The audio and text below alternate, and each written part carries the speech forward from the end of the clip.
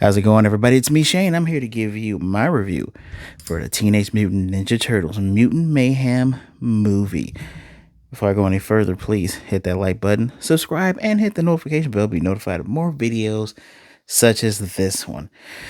Oh boy, I know I'm a little bit late on this, about 3 days late, but hey, I'm here because I could not wait. Man, oh man.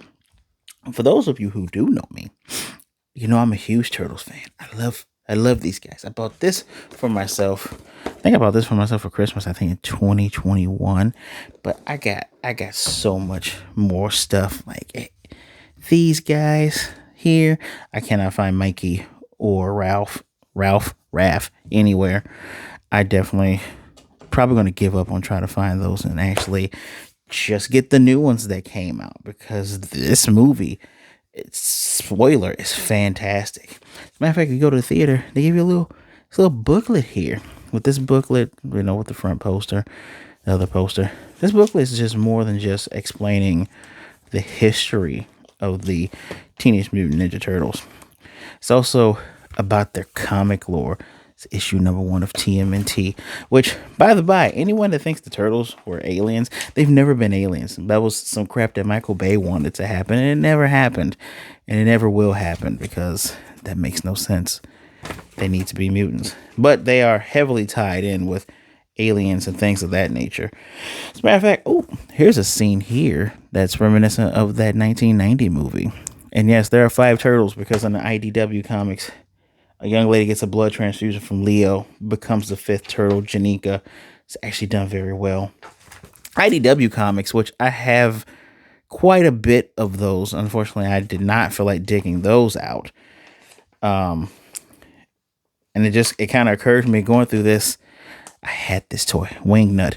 A lot of these characters that are in here are in the movie, like Ray Fillet. And if you've seen the movie, you know why I just sang that. Technically, this is supposed to be Baxter Stockman, because this is the comic based on the 2012 Ninja Turtles. I could sit here and just go through all of these things. Mondo Gecko.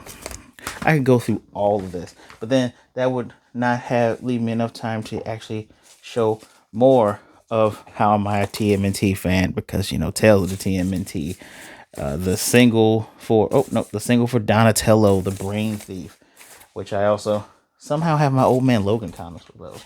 Matter of fact, last year I went and saw 2 of the original Turtles at C2E2. I love me some Teenage Mutant Ninja Turtles. The turtle in my Instagram username is for the Ninja Turtles. I will always watch any of their movies. I've watched all of their movies that I've been able to in theaters. Yes, even those Michael Bay Turtles. But we're here talking about Mutant Mayhem, which is significantly different from all of the Turtle movies. And that's actually the fantastic part about this. So, currently sitting at a 96 on Rotten Tomatoes, which, yeah, it definitely deserves that. The movies has 7 out of 10s, 4 out of 5s, 9 out of 10. Fantastic. Let's talk about the look, right? The look of this movie, unique. It's great. A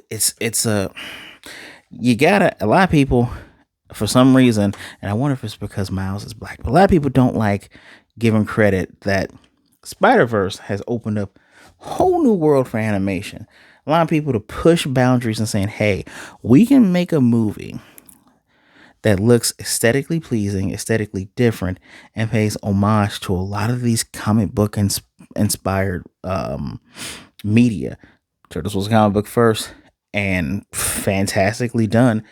This movie, like you see the airlines and the swoops when they move, like when Leo moves his sword, when someone moves a hand, or when they're running, you see like the dash lines. It's really, really well done. Great amount of colors. You're never, and this can, a lot of times this happens in live action movies, but sometimes this happens in anime movies where sometimes things are kind of dark and you can't tell. No, things are vibrant, even in the shadows. Things are vibrant. Amazing. Just that by itself is a 5 out of 5. Be very surprised if they aren't mentioned in any type of awards capacity for just the look alone, right? And I'm not talking Golden Globes and everything. I'm just talking about awards period because they deserve it with this. I'm gonna skip plot. I'm gonna skip pace. We'll go to the voice acting. First of all, let me just outside of the four turtles who are played by actual teenage actors, fantastic choice on that because they never felt out of place. But let's go through some of these people in this movie that are more known, like Hannibal Burgess as Genghis Frog. Didn't really sound like it. That was a punk frog, by the way. Uh, Rose Byrne, John Cena. Could not tell. I knew that John Cena was playing Rocksteady. Could not tell it was him. Rose Byrne is Leatherhead. Jackie Chan is Splinter. You can tell he kills it. He kills it in that role. Ice Cube is Superfly. Probably one of the best roles. Almost steals the show in this movie. He does so well. So well. There's Giancarlo Esposito as Baxter Stockman. He shows up for like a whole minute and a half, but I'm pretty sure we haven't seen the last of Baxter Stockman. Post Malone is Ray Fillet, which that's why he sings all the time. You can kind of tell it's Post. I guess they made Ray like that, so Post could be a little bit in his element with Ray Fillet. You would think it gets annoying, but it's actually funny. Even when he does it past three times, the three strikes rule. It actually continues to be funny when he does it because he just wants to sing. Paul Rudd is Mondo Gecko, and for some reason, I thought it was Andy Samberg. So maybe Paul Rudd was channeling Andy Samberg when he did the voice for Mondo Gecko. He did a great job. Obviously, Seth Rogen's Bebop. You can hear he's Bebop. Maya Rudolph as Cynthia Utrom. Could not tell. Just all around amazing voice cast, like heavy hitters in this movie. And the sounds and sound effects are fantastic. And going in with sounds, let's talk about this. Let's talk about this damn soundtrack. So Turtles have always been synonymous with hip hop. Literally hip hop. The first movie, 1990 movie, had Partners in Crime with the TURTLE Power, which incorrectly says that Raph is the leader because he didn't know. Even though Megan Fox said he was the leader too, she's very not. We ain't gonna talk about Megan Fox. Raph is the leader in the Rise of the Teenage Mutant Ninja Turtles, the last cartoon that came out, but that's a new thing. Anyway, we have Ninja Rap by Vanilla Ice in the second movie. Third movie didn't have one, although that is where I remember hearing Tarzan Boy for the first time is in that movie. Ninja Rap does play in this movie. As a matter of fact, when they're having a fight in the garage and they hit the radio, you just hear Ninja Rap. You love it, especially old people like me. You love it. You have to love it, right? What else is in this? You've heard the Annie Up theme in the trailers. You have Annie Up. You have Can I Kick It? Yes, you can. Like just old school hip hop, and it's interesting because when you look at when this movie is set, like they don't give you a year, but it's 2023 when it's set in. Because obviously, well, I'll talk about the plot later, but they make so many pop culture references to modern pop culture, which is kind of what the Turtles cartoon did. Make tons of references for the time. Like they even mentioned Avengers Endgame, Leonardo doing a Batman voice. You have when I talk about the art style, we have actual cutouts of Chris Evans, Chris Pines, and I can't identify the third actor. Like actual pictures of them in here, and it's so off-putting, but it's so funny when it happens that okay, so all of this exists in this universe, right? They even mentioned Gru and Megamind, Superfly. A lot of his lines are hip hop lines, obviously because it's Ice Cube. But what else? I wrote some of this down. When they learn their martial arts, It's with those old VHS tapes, which again, it's kind of you're trying to figure out like 15 years. They're in their teens, and it goes from the beginning to the 15 years, right? And we have all this 2023 stuff. April even says, "Sus, it's for kids. Shut up." They record things on cell phones. It's kind of think about it like this. 10 years ago was 2013. That means 15 years ago would have been 2008. Shit. Is that oh, I don't even want to do math for that, guys. Oh god. It is 2008. 15 years ago was 2008. So Turtles movie could have theoretically started in 2008. Oh crap, that's crazy.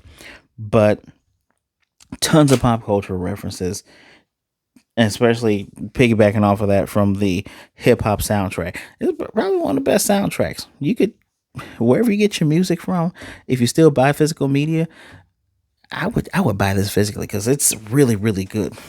So what is the plot, right? Obviously, 15 years ago, you have Baxter Stockman who took a mutant he was making, Superfly, genetically altered giant fly.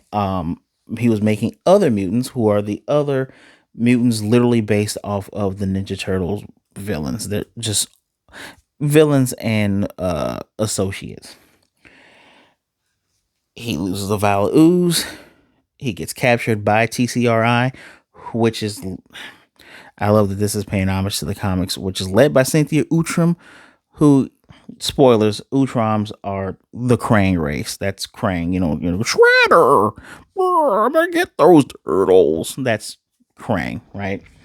Um, they get him. We don't see him ever again. So easiest check that Glenn Carlo Esposito has ever made. But 15 years later, we got the turtles. They appear the first time they appears like is a reference to that first issue. They're not doing the pose like they actually did in the 2012 cartoon. They're appearing. They got the white eyes, and everyone his brothers are telling him, "Hey, calm down." Which you feel bad for Leonardo because he's the leader, right? But they pick on him so badly, and I guess that kind of is what teenagers do. But man, I gotta get this out now. Raph is a dick. Like he's an asshole, and it doesn't really change, right? Like they make light and make a joke of his rage issues because then when they find the other mutants, he hangs out with Bebop and Rocksteady, like, "Hey, you guys are mad like I am too."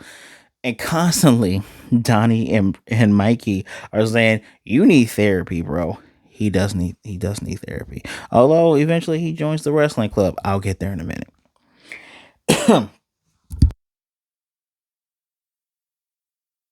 Eventually, I'll get there.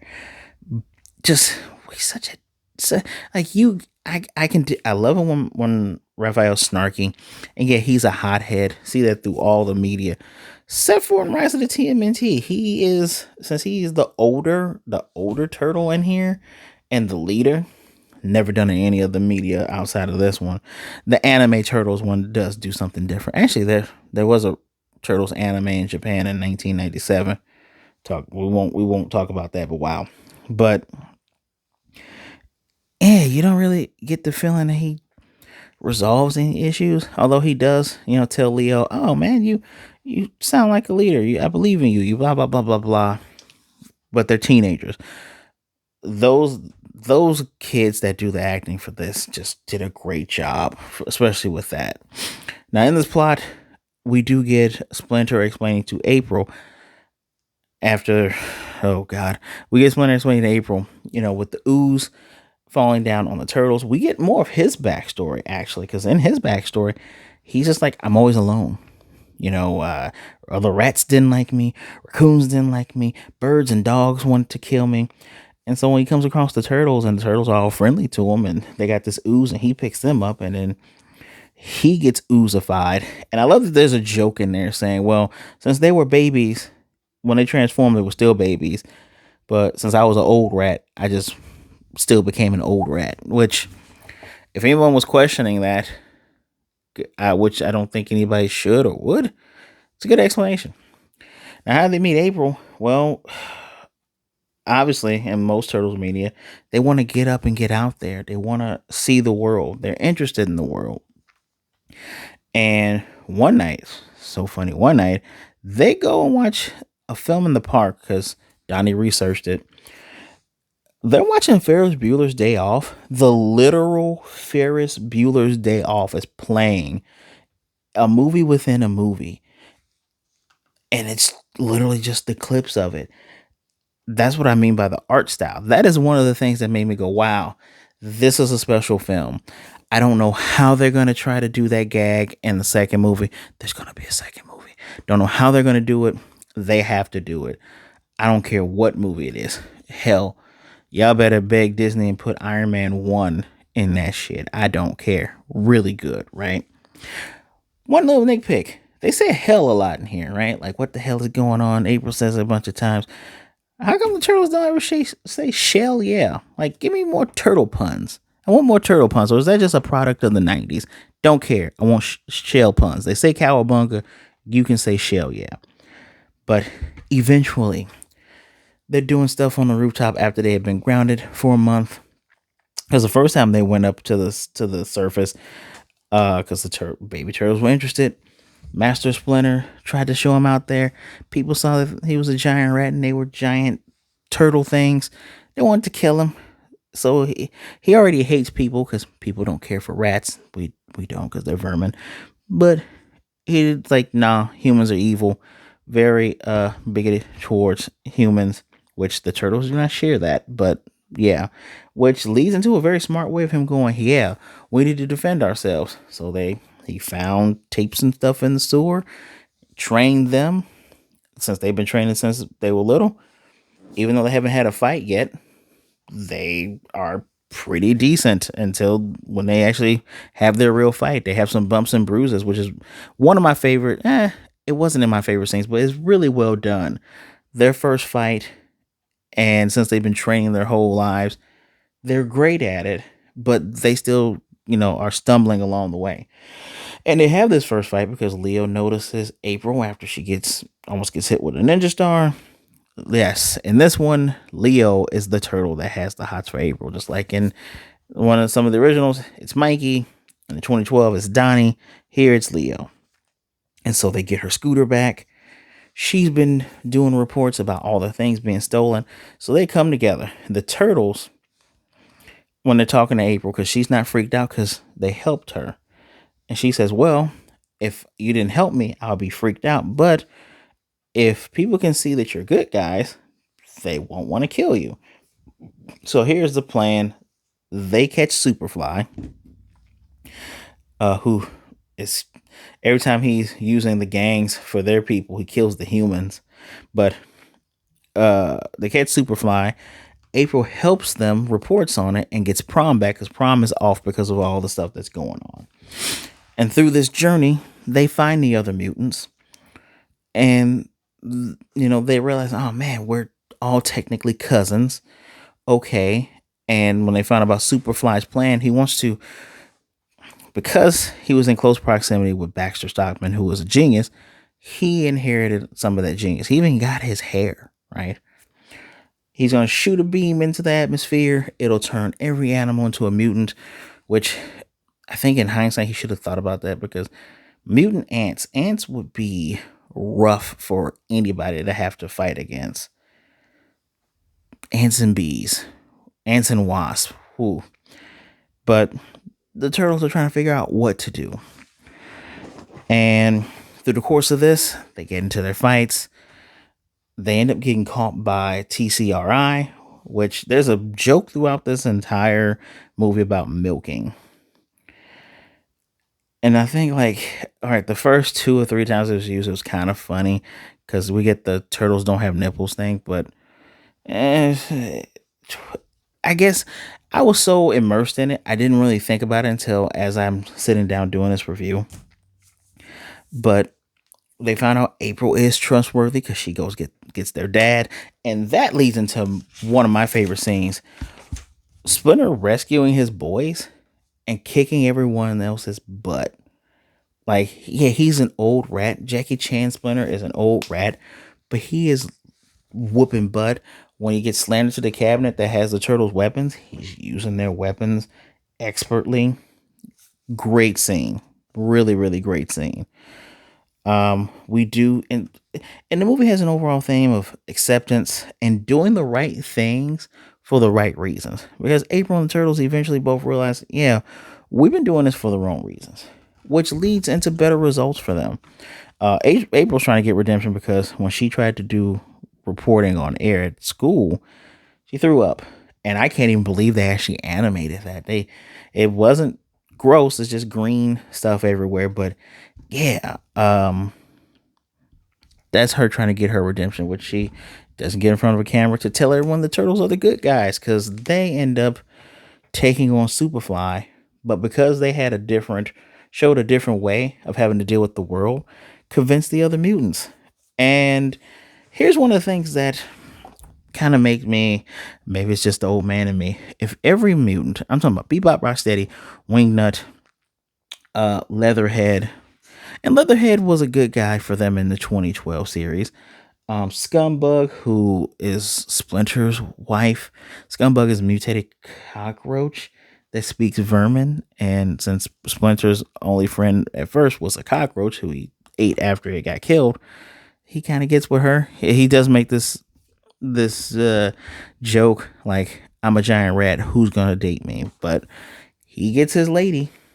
Um, who else? Who else? What other mutants? Ray Fillet, he's like a nemesis. He's with the mutant and mutanimals. Monda Gecko, Genghis Frog, all these guys, right? They're good guys now because they tell Superfly, well, we only did it because we thought it was the only thing we could do. And it's interesting because they have the similar backstory to the turtles where they tried to interact with people and people attacked them. But when Superfly fought back, he enjoyed almost killing a guy, which leads him to killing other people. So they're fighting against him. And that whole kaiju scene where he melts with the whale and then other animals, that's fun because then you have the humans going, okay, we can trust these things. And at the end of this movie, which was part of the Turtles' plan that somehow came to fruition, they get to go to high school. All of the other mutants live in the sewers with them, but they get to go to high school. And at the end of this movie, we have Donatello with the computer club. Because Donatello's nerdy thing is he watches anime. Like, there's an Attack on Titan reference.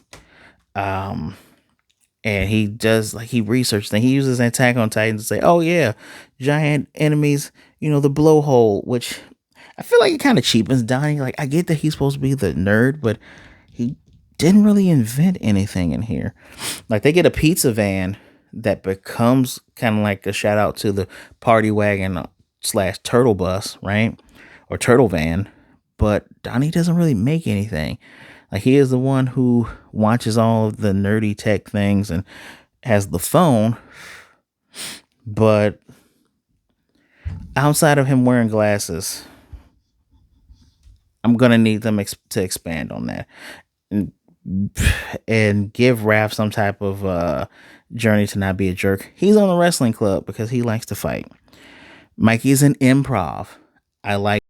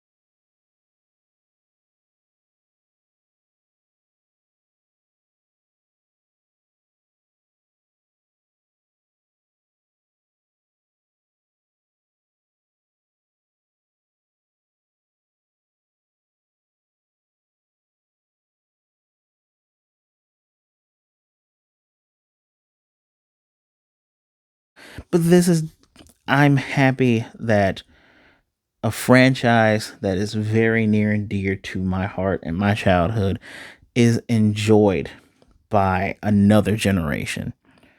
And if I actually, these Zoomers, do these count as Gen Z? I don't know the logistics of that, but this generation or these next two generations having their own turtles, because this is going to get sequels because it did so well and because it is done very well. Good job, Seth Rogen. Actually, Seth Rogen, and right before the movie starts, thanks us for watching the movie. Haven't had that happen in a movie that I've watched before. I don't think. Uh, this is going to get a 2 season television show, which is going to have the same people who direct and produce it working in it. I don't know if Seth Rogen is going to work in this. Uh, Give me a second here, guys, because I'm looking at it. Uh, Later that month, reporting 2 season 2D animated television version on Paramount Plus. Gotta try to find it. Tales of the Teenage Mutant Ninja Turtles. I like that. It's been greenlit. Roe, who is the director of the film, he's going to direct the sequel, and Point Grey is going to produce the sequel in the series. This is in good hands. Good job, Seth Rogen. You did a very, very good job. With all of that and all this high praise that I'm giving it, you would think I'm giving it a 5 out of 5. There are some nitpicks I have, such as like I guess the turtles themselves, their overall growth is realizing, oh man, our dad might have been right. We should have been careful, or them realizing we should probably do things for the right reasons and not for the wrong reasons. Right? Um, I don't know. Something in me, like the highest I can give this a 4.5, because there are some, I don't know, like this, I really, really enjoyed it. You can really, really enjoy something and it be amazing to you, and it's not the super perfect film. I don't know what I could legitimately like hit on that says, "Oh, this doesn't deserve a 5 out of 5." It's just something. Some of my nitpicks kind of lowered it down for me. Great film. If you have children, take them to see this. If you like the Teenage Mutant Ninja Turtles, if you just like them, go see it. If you love them, you should have already seen this movie, man. This movie is fantastic, especially since I spoiled stuff for you, but I ain't spoil it.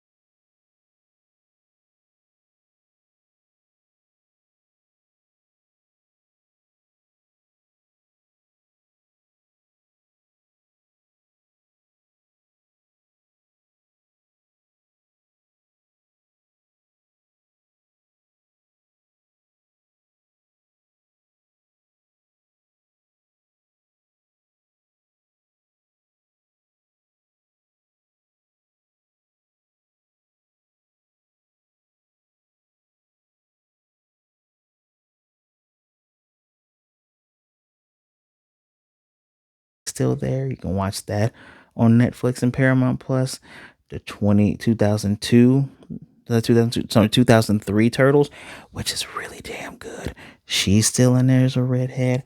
I mean, Rise of the TMNT had a black April, which that very much influenced by anime. Um, did not like a lot of the jokes, which is interesting because that series, which is for audience, younger generation, didn't really like how the turtles were treating each other, especially Donnie. Donnie was the dick in that series, but in here, this was arguably better. They're better represented. I like it. I really really like it. But yeah, there's no redhead agenda. Who cares that Zendaya plays MJ? Not even Mary Jane. She plays MJ. Shut up. My God, it's a freaking cartoon. People deserve to see themselves in media. And guess what? There are other ways of viewing a redheaded April. I don't even think she was redhead in the original comics either. She was inspired actually by supermodels. Was it Naomi? I don't think it was Naomi Campbell. I cannot remember the supermodel, black supermodel that influenced her drawing. But then when they looked at her, Kevin Eastman thought she was one character, and Peter Laird thought she was another character. Neither of which was a redheaded white woman. So does it matter? No, it doesn't. My favorite April is Judith Hogue. Shout out to Halloween Town. So just chill, y'all. This is a great movie.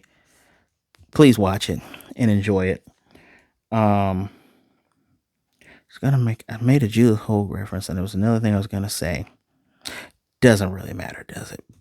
But all in all, with that being said, I almost missed so in the Turtles, there's always Peter Laird and Kevin Eastman Easter egg. The very first Ninja Turtle movie, the street that the Foot's hideout was with the kids was on Eastman and Laird. And here, the pizza shop is called the Laird, and Eastman High is the high school that April and the Turtles go to. Didn't think I would catch it, would you? 4.5 out of 5 from me. Please take some time out to watch this movie. It's 4.5 out of 5, and it is a must see. If you've seen the movie already, let me know what you think in the comment section down below. I genuinely would like to know what you guys think. Question, if you made it this far, who's your favorite Ninja Turtle? It's almost a tie. I like Leo a little bit more than Donnie, but these are my boys. I still need to get those other. Still need to get me a Mikey and Raph. Also need to get Last Ronin. Who's your favorite turtle? As a matter of fact, I got another one for you. Who's your favorite mutant that's not a turtle? Who's your favorite mutant from this movie? Personally, I always liked Leatherhead, which a lot of the characters being gender switched in here didn't really make a difference because they were just voices. But I guess it's just you do a good voice, let's bring you in. That's another thing. That was another thing that I saw online that some folks cared about. I was kind of like, who cares? But my favorite in the movie is, man, it's Ray Fillet. Just because he kept saying Ray Fillet, like Ray Fillet. I'm looking forward to the second movie.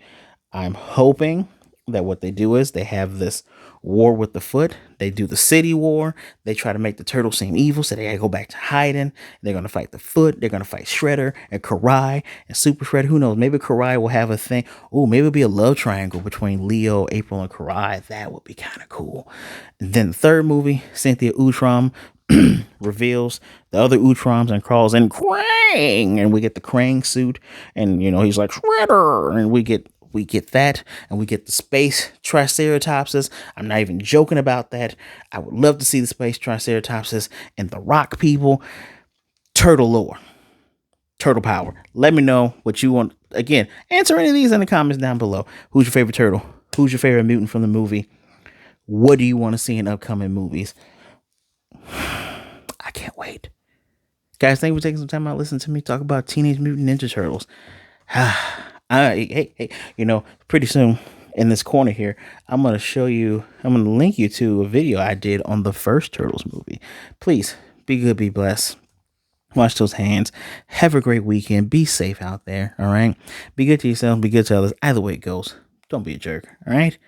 All right. Realize that there are people out there that care about you. All right. Reach out to someone. Talk to someone. People would rather talk to you today than to miss you and mourn you tomorrow. All right. With that, I'm Shane, dudes. I'll see you next time. Cowabunga.